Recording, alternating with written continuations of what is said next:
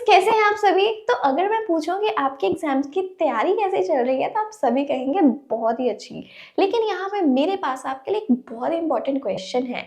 आप अपनी एनसीईआरटी को अच्छे से कर रहे हो, अदर अपनी हेल्प बुक्स को भी पढ़ रहे हो, लेकिन क्या आपने अभी तक एक्टिविटीज को अच्छे तरीके से समझने की कोशिश की? नहीं। तो यही तो है आपकी सबसे बड़ी गलती। तो हम लोग क्या सोचते हैं, हमें लगता है कि हम लोगों ने हमारी एनसीईआरटी को अच्छे से पढ़ लिया है, हमने इतनी सारी हेल्प बुक्स पढ़ ली हैं, अब तो हमारे मार्क्स जो है फुल आने चाहिए। लेकिन इन सभी चीज़ों में हमें एनसीईआरटी में जो एक्टिविटीज गिवन होती हैं हम लोग उन्हें पढ़ना तो भूल ही जाते हैं, जबकि ये बहुत इंपॉर्टेंट पार्ट बनते हैं हमारे बोर्ड एग्जामिनेशंस में। मतलब अगर आपको 100% स्कोर करना है तो उसके लिए आपको अपनी साइंस की टेक्स्ट बुक की जो एक्टिविटीज है उनकी डीप नॉलेज होना बहुत ही जरूरी है। तो आपके इसी प्रॉब्लम को सॉल्व करने के लिए मैं आज आपके लिए लेके आई हूँ वन शॉर्ट वीडियो, जिसमें हम लोग chapter 1 that is chemical reactions and equations, इसकी सभी एक्टिविटीज को समझ लेंगे बस चंद ही मिनटों में।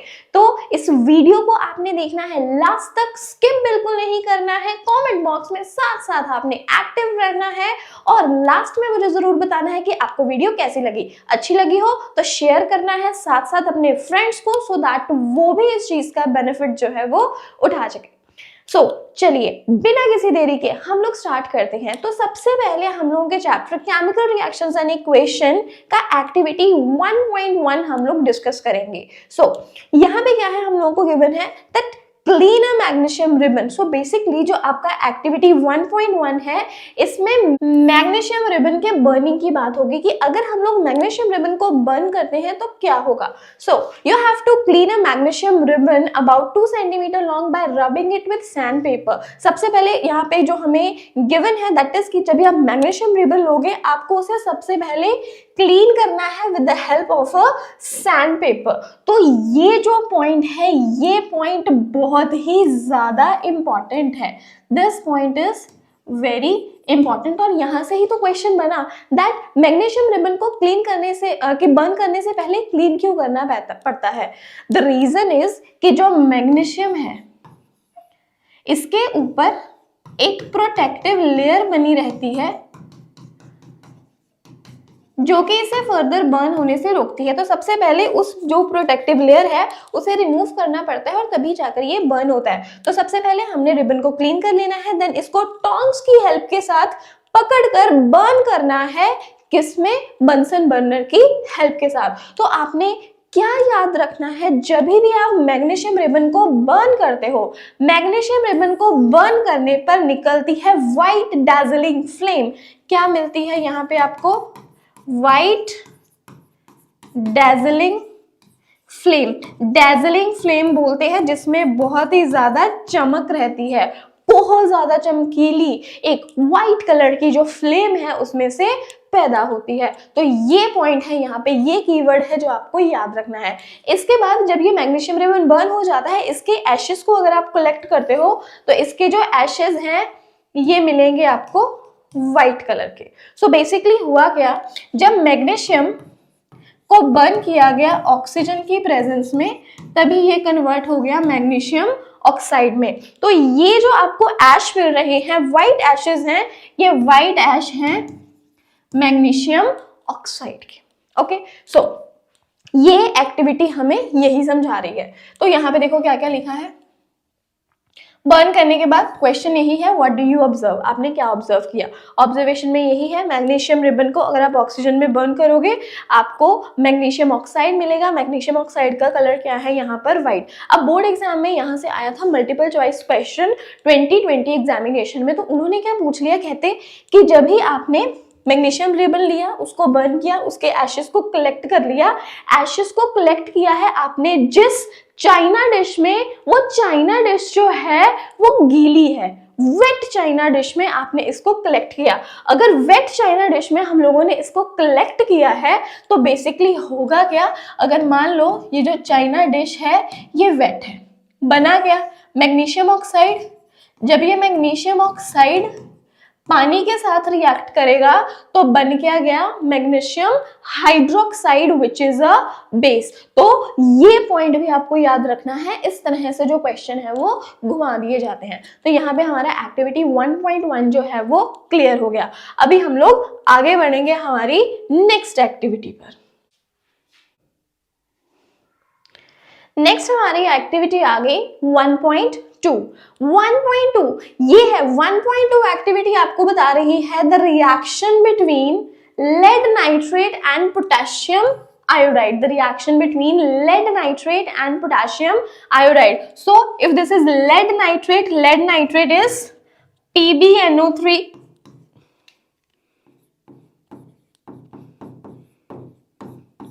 whole twice, PbNO3 whole twice, this is lead nitrate। और इसमें हम लोग ऐड क्या कर रहे हैं, potassium iodide that is Ki। Potassium iodide and lead nitrate दोनों ही जो हैं वो कलरलेस रहते हैं, लेकिन जैसे ही हम इन दोनों को मिक्स करेंगे, मिक्स करने के बाद हम लोगों को मिलेंगे येलो कलर के प्रेसिपिटेट। हमें क्या मिलेंगे, we will get yellow precipitate. और ये प्रेसिपिटेट किस चीज के हैं भाई, ये कैसे बताओगे? सो इसके लिए आपको जो रिएक्शन है वो पता होना चाहिए। So when you have led nitrate और इसका रिएक्शन हम लोग करवा रहे हैं पोटेशियम आयोडाइड के साथ, तो होगा क्या, डबल डिस्प्लेसमेंट रिएक्शन पढ़ चुके हो ना। सो लेड का मिलेगा आपको आयोडाइड, क्या मिलेगा, लेड आयोडाइड, और साथ में होगा पोटेशियम नाइट्रेट।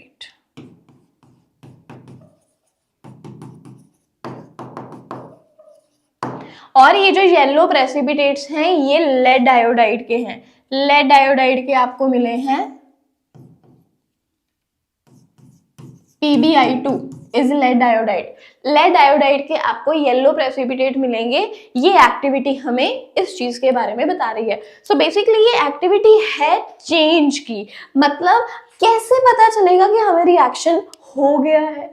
आपने दो कलरलेस सोल्यूशन लिए, लेड नाइट्रेट भी कलरलेस है, Ki भी कलरलेस है, लेकिन जब उन दोनों को मिक्स किया जाता है येलो कलरेशन आ गई। और ये जो येलो कलरेशन है ये हमें बता रही है that the reaction has taken place, क्योंकि आपने पढ़ा है ना that there are various things, बहुत सारी चीजें होती हैं ये इंडिकेट करने के लिए कि रिएक्शन हुआ है या नहीं हुआ है। जैसे कि यहाँ पे मेंशन है that change in state, change in colour, evolution of gas, change in temperature, ये वो सारी चीजें हैं जो कि हमें दर्शाती हैं that a reaction has taken place और नॉट। तो ये हो गया हमारा एक्टिविटी 1.2। अब सीधा बढ़ते हैं एक्टिविटी 1.3 पर। एक्टिविटी 1.3, एक्टिविटी जो 1.3 है it is basically the reaction of zinc with dilute sulphuric acid. ये है reaction between zinc and dilute sulphuric acid. अब आपको पता होगा, आपने ऐसी जो डायग्राम है अपने chapter 2 acid basis and salt में देखी होगी, ये वहीं से ली गई है। सो जब भी हमारे पास जिंक जो है डाइल्यूट सल्फ्यूरिक एसिड के साथ रिएक्ट करेगा, मतलब कोई भी मेटल है, if you have any metal, metal जब भी रिएक्ट करता है एसिड के साथ उस समय पर हाइड्रोजन गैस जो है वो बनती है। तो यही है that you have to take few zinc granules. इन्होंने यहाँ पे कॉनिकल फ्लास्क ले रखा है, या फिर आप टेस्ट ट्यूब में रिएक्शन करवा सकते हो, तो किसी भी तरीके से रिएक्शन पॉसिबल है।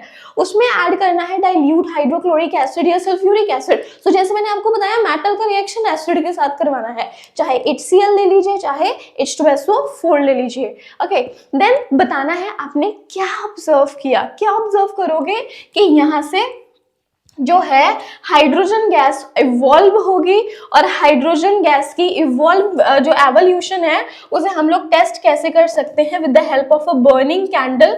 अगर यहां से पॉप साउंड प्रोड्यूस होती है तो इसका मतलब उसमें हाइड्रोजन गैस है। तो ये भी हो गया ना कि एवोल्यूशन ऑफ गैस, ये भी हमें दर्शा रहा है that reaction has taken place. तो यहाँ पे सिंपली यही है कि अगर आप एक कॉनिकल फ्लास्क ले रहे हो, उसमें आपने एसिड लिया, ऊपर से जिंक डाल दिया और सडनली उसमें से गैस इवॉल्व होनी शुरू हो जाएगी, ठीक है। अगर उसके नजदीक हम लोग बर्निंग कैंडल लेकर आएंगे तो वो पॉप साउंड के साथ बर्न करेगी, which will indicate that a gas is being evolved out there and और the reaction has taken place. तो यही है यहाँ पे एक्टिविटी 1.3 में। रिएक्शन को कंप्लीट कर लेते हैं। जिंक प्लस H2SO4, जिंक का आपको मिलेगा sulphate, that is ZnSO4 along with the evolution of hydrogen gas। ये है इसका रिलेटेड केमिकल इक्वेशन। आगे बढ़ते हैं। नेक्स्ट है हमारे पास activity 1.4। So this is activity 1.4। यहाँ पे activity 1.4 में there is a reaction between calcium oxide and water। तो कहा जा रहा है दैट एक छोटे से बीकर में आपको कुछ अमाउंट लेनी है कैल्शियम ऑक्साइड की। आपको क्या करना है, यहाँ पे आपको कुछ अमाउंट लेनी है कैल्शियम ऑक्साइड की। कैल्शियम ऑक्साइड लेना है, उसमें वाटर ऐड कर देना है slowly slowly and then you have to observe the change. यहाँ पे देखो स्पेसिफिकली बोला जा रहा है that do you feel any change in temperature. मतलब यहाँ पे स्पेशल ये जो एक्टिविटी है ये इंडिकेट करने के लिए है that combination reactions are exothermic in nature. So basically किया क्या, सो बेसिकली यहाँ पर calcium oxide which is also known as quicklime, calcium oxide का रिएक्शन करवाया जा रहा है वाटर के साथ। तो जब भी ये कैल्शियम ऑक्साइड वाटर के साथ रिएक्ट करेगा हमें मिलेगा calcium hydroxide, that is CaOH whole twice. Calcium oxide का नाम याद रखना is quicklime and calcium hydroxide is slaked lime. ये चीज बहुत ज्यादा इंपॉर्टेंट है। यहाँ पर कैल्शियम ऑक्साइड को क्विकलाइम बोलते हैं और कैल्शियम हाइड्रोक्साइड को स्लेक लाइम बोलते हैं। तो ये चीज है, जब भी आप इस बीकर को टच करके देखोगे आपको ये बीकर जो है वो गर्म मिलेगा, मतलब कुछ अमाउंट ऑफ हीट इवॉल्व हुई है and the reaction is exothermic in nature. So this is the point here कि जब भी हम लोगों ने वाटर ऐड किया, क्विक लाइम जो है, क्विक लाइम चेंज हो गया slack lime, the beaker becomes hot and its temperature rises, indicating that combination reactions are exothermic in nature. Very good, it's done now। आगे बढ़ेंगे। This activity is very important that the decomposition reaction, ये decomposition reaction वाली जो activity है ये बहुत ज़्यादा important है। सबसे पहले activity 1.5 को डिस्कस करेंगे। ये बता रही है हमें thermal decomposition of ferrous sulfate। ferrous sulfate हमारे पास क्या है, FeSO4। FeSO4 को कहते भी हमने कर दिया हीट।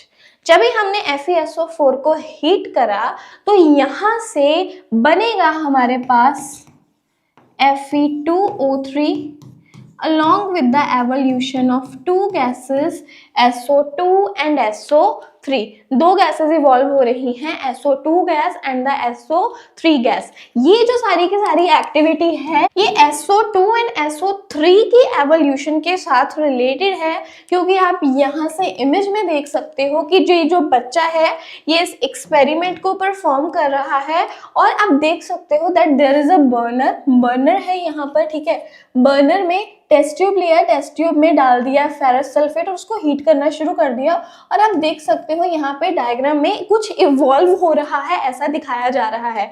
और यहाँ से CBSE बोर्ड में क्वेश्चन आ चुका है कि जब भी आप कुछ बॉइलिंग ट्यूब में या टेस्ट ट्यूब में हीट करते हो तो आपको कौन से प्रिकॉशंस हैं जो लेने चाहिए, और इस डायग्राम में इसका आंसर है। मतलब हो गया एक्टिविटी से क्वेश्चन, कैसे क्या क्या प्रिकॉशंस रखेंगे, that we should waft gas gently towards the nose. एकदम बॉइलिंग ट्यूब को आपने नोज की तरफ पॉइंट नहीं कर लेना है, आपने गैस को अगर स्मेल करना है you have to waft it with the help of your hand. And then do not point the mouth of the boiling tube at your neighbours और योर सेल्फ। वही जो मैंने आपको बताया कि जो बॉइलिंग ट्यूब है बिल्कुल आपको अपनी फेस की तरफ, जो अपने नेबर की फेस की तरफ नहीं करना है, सो दैट कोई केमिकल की वजह से एक्सीडेंट ना हो। तो यहाँ से क्वेश्चन आ चुका है दैट जो बॉइलिंग ट्यूब को अगर आप उसमें कुछ वर्क कर रहे हो तो आप क्या हैंडलिंग प्रिकॉशंस यूज करोगे। ओके ओके, नाउ ये देखो फिगर जो 1.4 है ये शो ही ये कर रही है that what is the correct way of heating the boiling tube containing crystals of ferrous sulphate. अब यहां से याद क्या रखना है दैट जो SO2 एंड SO3 है, the sulphur dioxide and sulphur trioxide इसमें जो बना है, इनकी वजह से एक बहुत ही पंजेंट स्मेल, कैसी स्मेल मैं बोल रही हूं, पंजेंट या फिर कह लो सफोकेटिंग स्मेल जो है वो प्रोड्यूस होती है। तो जब भी सफोकेटिंग और पंजेंट स्मेल आनी शुरू हो जाती है देन हमें पता चल जाता है इसमें गैसेस का जो एवोल्यूशन है वो हो रहा है। ओके, देन यहाँ पे मेन क्वेश्चन क्या है, observe the colour of the crystals after heating. Heat करने के बाद आपको जो क्रिस्टल्स है उसके कलर को नोट करना है। तो याद रखिएगा जो फेरस सल्फेट है, फेरस सल्फेट का कलर रहता है ग्रीन, और ये जो ग्रीन कलर है हीट करने पर चेंज हो जाता है into reddish brown.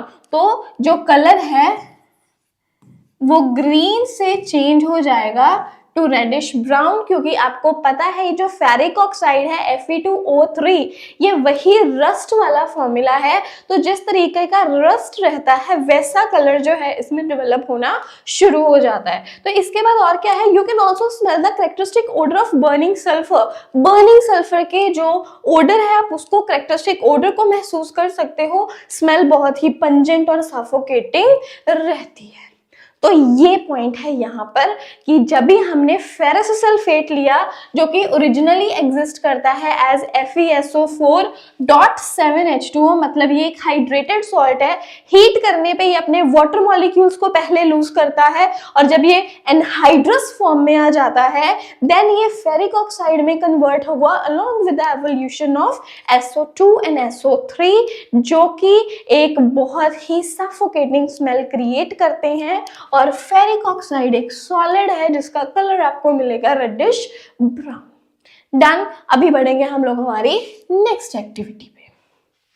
Okay, next है हमारे पास एक्टिविटी 1.6।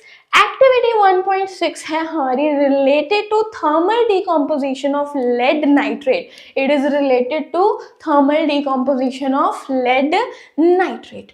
तो यहां पे आपको क्या याद रखना है that when you have lead nitrate, जब आप lead nitrate की बात कर रहे हो, lead nitrate is PbNO3 whole twice. Lead nitrate is PbNO3 whole twice.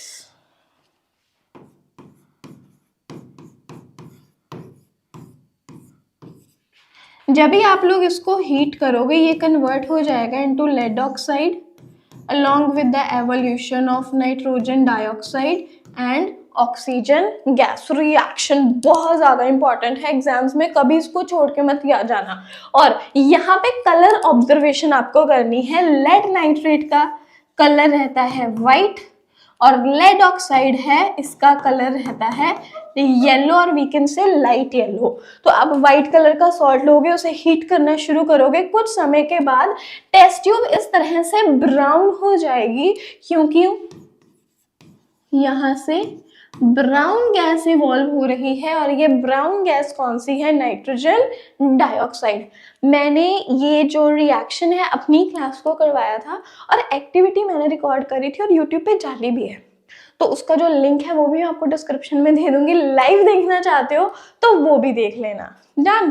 तो ये इसलिए इंपॉर्टेंट है, आपको याद रखना है लेड नाइट्रेट का कलर व्हाइट, हीट करने पे बनेगा लेड ऑक्साइड का कलर येलो और साथ में ब्राउन कलर की गैस इवॉल्व हो रही है।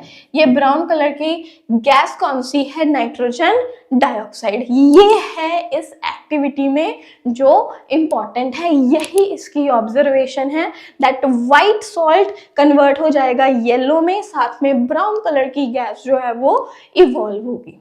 नेक्स्ट बढ़ते हैं आगे हम लोग एक्टिविटी 1.7 पे।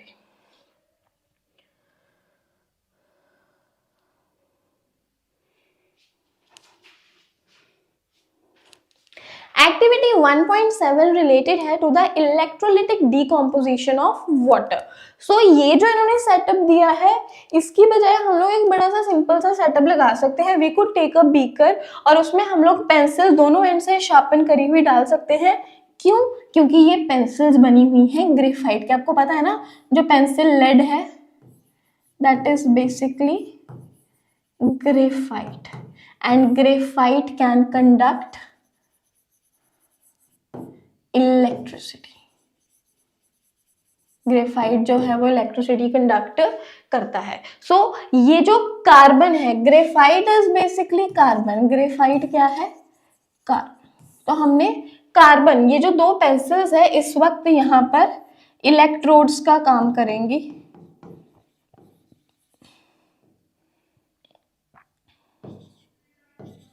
ओके, ये इलेक्ट्रोड्स का काम कर रही हैं, तो हमें कुछ नहीं करना है। ये जो पेंसिल्स हैं इनको कनेक्ट कर देना है टू बैटरी। 9 से 12 वोल्ट की बैटरी आप ले सकते हो। एक पेंसिल को आप लोग कनेक्ट कर देंगे to the negative terminal of the battery, और दूसरे का पॉइंट जो है जहां पे ग्रेफाइट है, जो सिक्का है उसका, और उसको कनेक्ट कर देंगे to the positive terminal of the battery. और कुछ समय बाद आप देखोगे कि यहाँ से बबल्स निकल रहे हैं। जो एंड टच है, यहाँ पे जो एंड हमने कनेक्ट कर रखा है with that of the negative terminal, वहां पे इवॉल्व हो रही है हाइड्रोजन गैस, और पॉजिटिव टर्मिनल है वहां पे इवॉल्व हो रही है ऑक्सीजन गैस। क्योंकि जो पूरा बीकर है हम लोगों ने उसमें भर रखा है पानी, और रिएक्शन को अच्छे से करवाने के लिए हमने थोड़ा सा सॉल्ट या एसिड ऐड कर दिया है इसकी रिएक्शन अच्छे से हो पाए। सो बेसिकली हुआ क्या, दैट योर वाटर है इलेक्ट्रिसिटी पास करने पर दोबारा से अपने कंपोनेंट हाइड्रोजन एंड ऑक्सीजन में टूट गया है। तो ये डीकॉम्पोजिशन रिएक्शन है। डीकॉम्पोजिशन हो किसकी रही है? वाटर की। कब हो रही है? इलेक्ट्रिसिटी पास करने पे। तो इसलिए ये क्या हो गया? Electrolytic decomposition of water. कि अगर आप पानी को इलेक्ट्रिसिटी की हेल्प से डीकम्पोज कराओगे, वो दोबारा से हाइड्रोजन एंड ऑक्सीजन बनाएगा।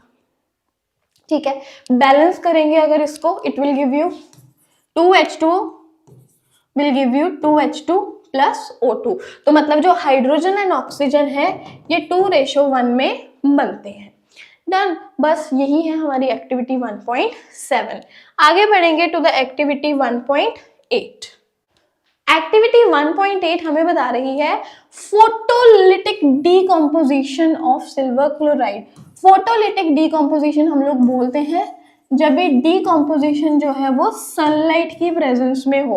सो यहाँ पे ये जो चाइना डिश है, चाइना डिश में ले लिया गया silver chloride that is AgCl, और उसके ऊपर पड़ने दी यहाँ पर सनरेज, सनलाइट उसके ऊपर फॉल कर रही है। सो बेसिकली होगा क्या, जो सिल्वर क्लोराइड है दैट इज AgCl, ये ब्रेक हो जाएगा into component silver and chlorine. 2AgCl will give you 2Ag plus Cl2।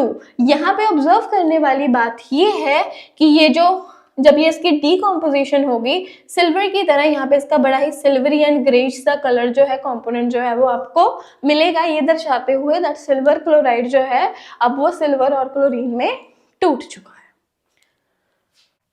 याद रखिएगा ये जो दो रिएक्शंस हैं AgCl AgBr दैट ये सनलाइट में डीकम्पोज होते हैं। This is specifically used in black and white photography।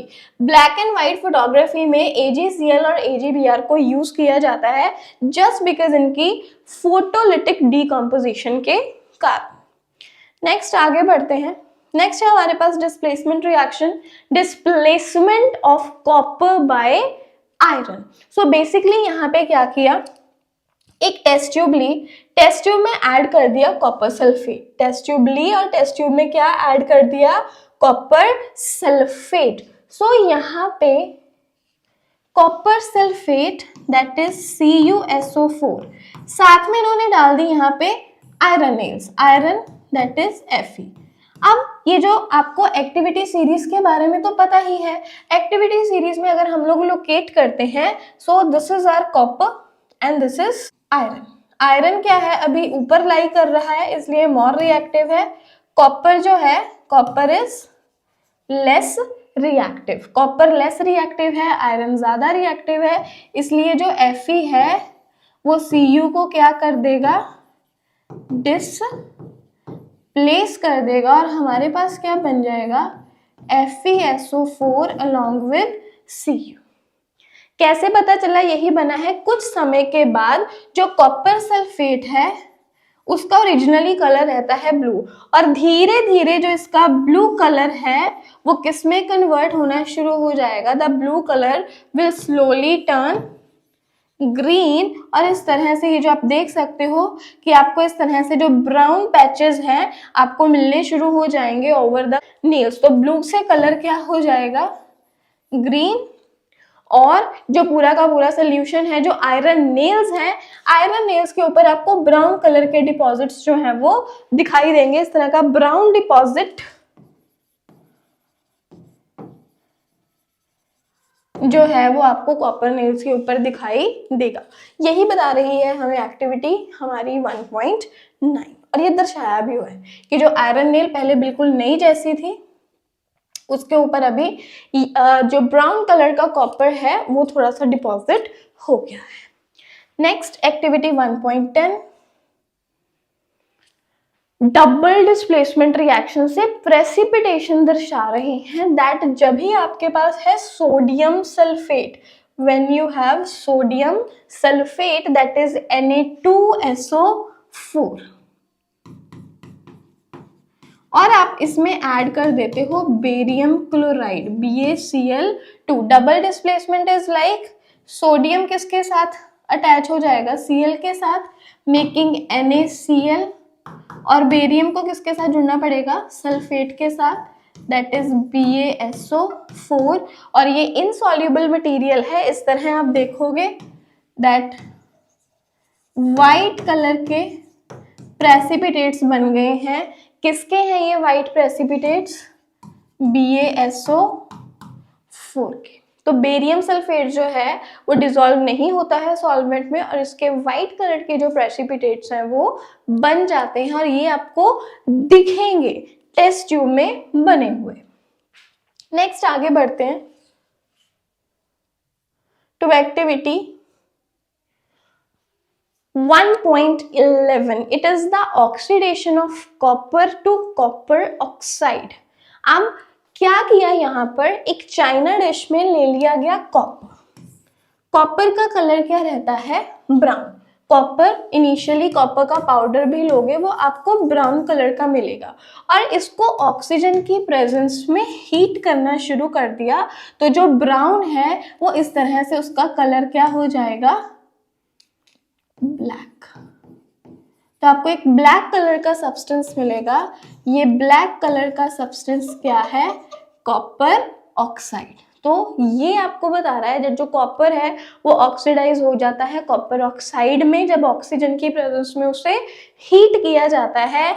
ये कलर ऑब्जर्वेशन बहुत ही ज्यादा इंपॉर्टेंट है। ब्लैक कलर आता है। देखो उन्होंने क्या किया, जब एक कॉपर को हीट करना था, कॉपर को हीट करा यहाँ पर, सो कॉपर को यहाँ पे हीट किया in the presence of oxygen और ये जो ऑक्सीजन है ये कॉपर में ऐड हो गया और बनाया क्या, कॉपर ऑक्साइड। इसलिए इसको बोल दिया गया this is oxidation reaction when oxygen is added to something. अब क्या करा उन्होंने, ये जो कॉपर ऑक्साइड बना इसके ऊपर से क्या पास कर दी, हाइड्रोजन गैस। अब हाइड्रोजन ने क्या किया, इसके ऑक्सीजन को ले लिया। ऑक्सीजन अब किसके साथ चला गया, हाइड्रोजन के साथ, और बन क्या गया, H2O। ठीक है, बन क्या गया, H2O। अब कॉपर फिर से, मतलब कि क्या है, यहाँ से जो कलर है वो फिर से रीगेन हो जाएगा and this process is called as reduction. तो मतलब जब भी किसी चीज में ऑक्सीजन ऐड हो रहा है दैट इज ऑक्सीडेशन, किसी चीज से ऑक्सीजन जा रहा है दैट इज रिडक्शन। तो यहाँ पे ये जो एक्टिविटी है हमें ऑक्सीडेशन और रिडक्शन के बारे में बता रही है। तो सिंपल ये चीज थी, उन्होंने चाइना डिश में 1 ग्राम कॉपर पाउडर लिया और उसको हीट कर दिया। सो जब भी उन्होंने कॉपर पाउडर को ऑक्सीजन की प्रेजेंस में हीट किया तो कॉपर ऑक्साइड बन गया क्योंकि ऑक्सीजन ऐड हो गया कॉपर में, द प्रोसेस इज ऑक्सीडेशन। कहते फिर क्या किया, जो हाइड्रोजन गैस है उसको इस हीटेड मटेरियल के ऊपर से पास कर दिया तो जो ब्लैक कोटिंग आई थी सरफेस के ऊपर वो दोबारा से क्या हो जाती है, ब्राउन हो जाती है। रिएक्शन उलट जाता है क्योंकि हाइड्रोजन ने इसका ऑक्सीजन ले लिया। ठीक है, और वो दोबारा से किसमें कन्वर्ट हो गया, कॉपर में। तो वही चीज है यहाँ पर, इस रिएक्शन को बोल दिया गया रिडक्शन रिएक्शन। तो ये जो एक्टिविटी 1.1 है ये भी इंपॉर्टेंट है, और यहाँ से भी सीबीएसई एग्जाम्स में क्वेश्चन आया है। तो देखिए बस इसी तरह से हमने 20-22 मिनट में कुछ ये ए चैप्टर 1 की सभी एक्टिविटीज क्लियर कर ली हैं। हमने रिएक्शंस देख लिए कौन से इंपॉर्टेंट है। इसी तरह से अगर आप चाहते हैं मैं अगले चैप्टर्स के लिए भी आपके लिए एक्टिविटीज पर वीडियो लाऊं तो मुझे कमेंट बॉक्स में ज़रूर बताना, मुझे आपके कमेंट्स का इंतज़ार रहेगा।